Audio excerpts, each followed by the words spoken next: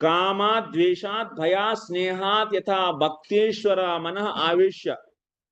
ఇప్పుడు ఎవరైతే కేవలం ద్వేషించే వాళ్ళు అయితే వాళ్ళకి ఉద్ధారం కాదు. కొన్ని కొన్ని కేసుల్లో ఉద్ధారం అయిద్ది. ఎలాంటి కేసులు అంటే ఎగ్జాంపుల్ కంసుడు నిరంతరం ద్వేషించేవాడు.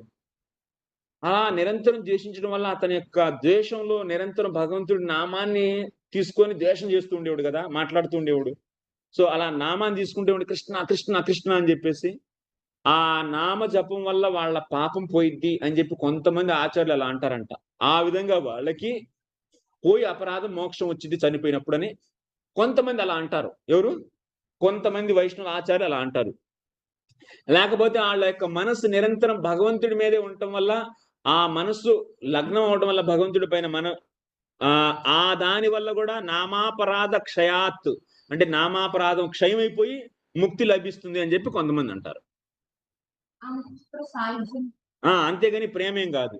సాయుజ్య ముక్తి వస్తది. అంక సాలోక్య ముక్తి గూడా రాదు వాళ్ళకి. అంత క్లోజ్ అన్నమాట ఇక. ఇంకా సాలోక్య ముక్తిలో అయితే భగవంతుడిని చూడటం ఉండిద్ది. ఇంక వీళ్ళకి చూడటం గీయటం ఏమి లే. ఒక రకమైన స్టేట్ అన్నమాట సాయుజ్య ముక్తి అంటే. ఒక బ్లిస్‌ఫుల్ స్టేట్ అంతే. దాన్ని పొందుతారని జెప్పి చెబుతారు కొంతమంది ఆచార్యులు. సో, మరి కృష్ణావతారంలో ఒక స్పెషాలిటీ ఉంది. ఇది ఇంకొక కేసు. అంటే ద్వేషించే వాళ్ళలో ఒక కేసు. ఇప్పుడు వీళ్ళున్నారు. ఎవరు మన శిశుపాలుడు, నరకాసురుడు ఇలాంటి వాళ్ళని కృష్ణుడే చంపేశాడు.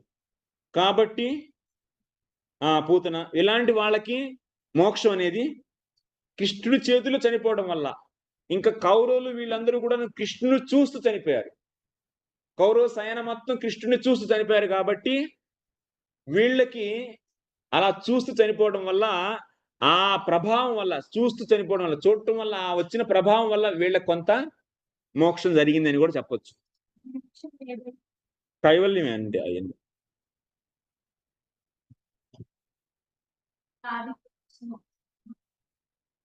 ఆమె సేవ చేసింది.